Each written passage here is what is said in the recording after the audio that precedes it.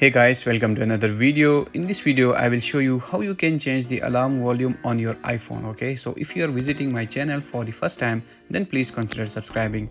Now without further delays, let's get started.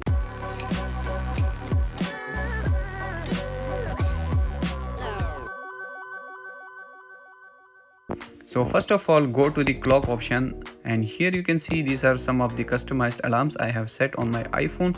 So let's say if you want to change the volume of the alarm from here, then here you can see there is no any specific option to change the volume of your alarm. So the only option is you have to go to settings, and here you have to search for sounds and haptics. Okay, so if you want to change the volume of your alarm, then you can do it from here.